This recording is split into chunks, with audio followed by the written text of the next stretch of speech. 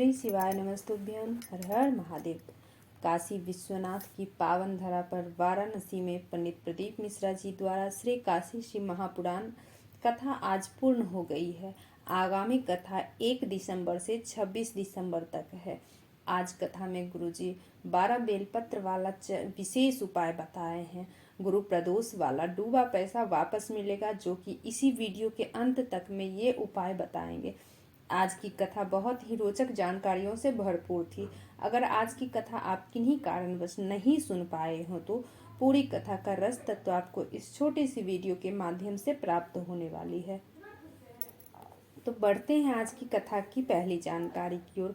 कथा शुरू होते ही गुरुजी बोले, आपको प्रयास करना है। अगर बाबा ने आपको कुछ दिया है, आपके पास धन संपदा होते हैं, धन संपदा की कमी नहीं है, तो और आपके आसपास अगर शिव महापुराण की कथा हो रही है तो आपको दिल खोल के लुटाना चाहिए।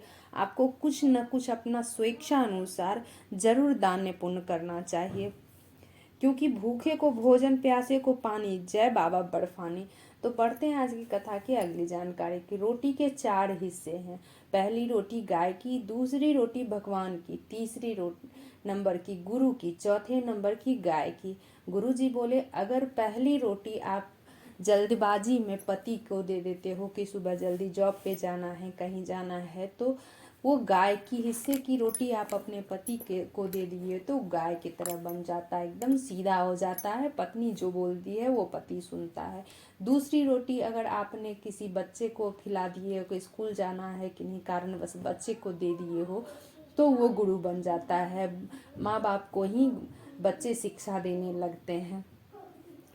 चौथी रोटी जो होती है वो कुत्ते की हो, और आखिरी रोटी जो होती है वो कुत्ते की होती है। अगर आप बुजुर्ग किसी को भी खिला देते हो कुत्ते की तरह, वो घर पे ही भौंकने लगता है। तो बढ़ते हैं आज की कथा की अगली जानकारी। शास्त्र कहता है, बहन आस ना लगाए कि भाई कुछ देगा, मगर भाई बहन के पास जाता है अगर तो दिल खोल के लुटा के भाई को बहन के पास से आना चाहिए। बढ़ते हैं आज की कथा की अगली जानकारी की ओर। एक पत्र आया शिखा जी का। उन्होंने कहा, मेरी बेटी के पेट में अचानक दर्द हो उठा और वो तेज असहनीय था, बहुत तेज दर्द हो रहा था। 2 से 3 डॉक्टर को दिखाई, अल्ट्रासाउंड कराया तो पता चला कि ये बीमारी किसी 100 में से 1 को होती है। बच्चे के किडनी ऊपर नीचे है, लीवर के पास 7 गठाने हैं, 2-3 गठाने बड़ी है और सब छोटी छोटी गठाने हैं। डॉक्टर को समझ नहीं आ रहा था क्या करे, इसको जो खिलाते पचता नहीं था। आखिरी में आपकी कथा सुनना शुरू की और बाबा पे जल चढ़ाकर जल पिलाने लगी। एक बेलपत्री खिलाने लगी। बाबा पे चढ़ा हुआ जल, एक बेलपत्री का क्या मैं वर्णन करूं गुरुदेव। सिहौर से रुद्राक्ष लाई, जल गला के पिलाती तो 1 महीने बाद फिर अल्ट्रासाउंड कराई। अब मेरी बेटी ठीक है। उसी का आभार व्यक्त करने में इस कथा पंडाल में आई हूँ। बढ़ते हैं आज की कथा की अगली जानकारी की ओर। अगर आप हंसते हुए भगवान के मंदिर जाते हो तो आपको भगवान स्वीकार करते हैं। आपकी प्रसन्नता को महादेव देखते हैं और वो आपको आशीर्वाद देते हैं उसी तरह हमेशा खुश रहने का। तो इसीलिए गुरुजी बोले कि अगर आप मंदिर जाते हो तो हंस के जाओ, मुस्कुराते हुए जाओ, तो भगवान उसे स्वीकार करते हैं। बढ़ते हैं आज की कथा की अगली जानकारी की और गुरुजी बोले, सतुआ बाबा का कहना है कि एक कथा प्रयागराज में भी होनी चाहिए, कुंभ के मेले में होनी चाहिए। आपको जानकारी दे दें कि कुंभ के मेले की दूसरे दिन, मेले के जनवरी में दूसरे सप्ताह से फरवरी के अंत तक प्रयागराज में होगी। 2025 में इसकी जानकारी योगी नाथ जी कथा में कल ही आए थे, तो उन्होंने ये जानकारी दिए हैं। गुरुजी भी सतुआ बाबा की बात मानकर कुंभ के मेले में 7 दिवसीय शिव महापुराण की कथा का आयोजन रखे हैं। तो इस डेट का मैं आपको इसी वीडियो में, इसी चैनल पर बताऊंगी कि ये किस दिन से कब, किस स्थान क्या है, सब मैं इसको वीडियो में बताऊंगी अगले की वीडियो में। तो बढ़ते हैं आज की कथा की अगली जानकारी की ओर। गुरुजी बोले, शिव कब मिलते हैं? मनुष्य का शरीर है वो, और मनुष्य सरल हो तभी से मिलता है। बढ़ते हैं आज की कथा की अगली जानकारी की ओर। गुरुजी विशेष उन लोगों से बोले हैं जिसको हार्ट की बीमारी हो, शुगर की बीमारी हो, तो अगली कथा अवश्य सुने, जो कि शेरपुर में होने वाली है। 1 दिसंबर से 6 दिसंबर तक ये कथा का आयोजन रखा गया है। इस कथा का नाम हटकेश्वर शिव महापुराण कथा है। इसलिए जिनको भी ये बीमारी हो, हार्ट की बीमारी हो, शुगर की बीमारी हो, तो ये कथा वो अवश्य सुने। इसमें विशेष उपाय हार्ट के वाले के लिए बताएंगे और विशेष जानकारी देंगे, इसलिए ये कथा सुनने के लिए गुरुजी जरूर बोले हैं। तो बढ़ते हैं आज की कथा की अगली जानकारी की। गुरुजी बोले, अगर आप कोई विषम परिस्थिति में फंस जाते हो, जिस कारण आप बहुत टेंशन में रहते हो, तो इसके लिए आप एक सरल उपाय करके देख लें। अगर आपका कहीं पैसा डूबा हुआ है, बहुत दिन से नहीं मिल रहा है, डूब गया है, किसी ने ले लिया है, कहीं पे भी फंस गया है, पैसा नहीं दे रहा है, तो ये उपाय आप अवश्य करें। इस उपाय को करने के लिए आपको 12 बेलपत्र लेना है। इस उपाय को आप 2 तरीके से कर सकते हैं, तो वो मैं दोनों तरीके अभी आपको बताऊंगी। इस बेलपत्र का करना क्या, आपको 12 बेलपत्र लेना है। 12 बेलपत्र लेके आपको करना, इस बेलपत्र का 4 गट्ठर बनाना है। 3-3 बेलपत्र का 4 गट्ठर बनाना है। 12 बेलपत्र जो लिए हैं उपाय आप अच्छी तरह से समझ लें। 3-3 बेलपत्र का 4 गट्ठर बना लेना है।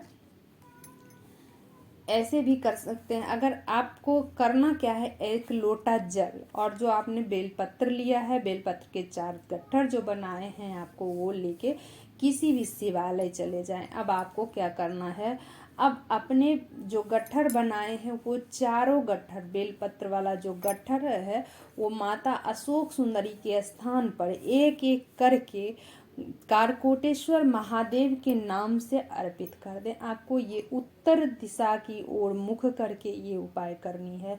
आप उत्तर दिशा की ओर मुख करके बैठ जाएं। और माता अशोक सुंदरी का स्थान तो आप सब लोगों को पता ही होगा कि माता अशोक सुंदरी का जो बीच वाली मोटी लाइन होती है, मैं आपको बता दूं अगर किसी को जानकारी ना हो तो, बीच वाली जो मोटी लाइन होती है वो माता अशोक सुंदरी का स्थान है। तो वो माता अशोक सुंदरी का जो स्थान है, आपने जो 4 गट्ठर बनाए हैं कारकोटेश्वर महादेव के नाम से, एक एक करके आप चारों गट्ठर वहाँ पे चढ़ा दें, समर्पित कर दें। उसके बाद आपको करना क्या है, 1 लोटा जल भी आपको कारकोटेश्वर महादेव के नाम से भगवान भोलेनाथ के ऊपर समर्पित कर देना है, भोलेनाथ पे चढ़ा देना है और अपनी कामना करते हुए घर वापस आ जाना है। अगर आप 4 गट्ठर नहीं बना सकते हो तो जो आपने 12 बेलपत्री लिए हैं, तो आप 12 बेलपत्री को भी एक बार ही माता अशोक सुंदरी के स्थान पर कालकोटेश्वर महादेव के नाम से आप चढ़ा दें, तो भी आपको उतना ही फल मिलेगा। आप जिस कामना से उस उपाय को कर रहे हैं तो उससे भी आपकी कामना पूर्ण हो जाएगी। दोनों वैसे तो मुश्किल ये भी नहीं है, आप 4 गट्ठर अलग अलग बना सकते हैं। अगर ना बना पाए 4 गट्ठर, ना समझ आए कि किस तरीके से बनाएं, तो आप एक बार भी आप 12 बेलपत्री समर्पित कर सकते हैं। बेलपत्री समर्पित करते समय आपको ध्यान रहे, जो बेलपत्री की डंडी है वो जलाधारी की ओर होना चाहिए। इस बात का आपको विशेष ध्यान रखना है।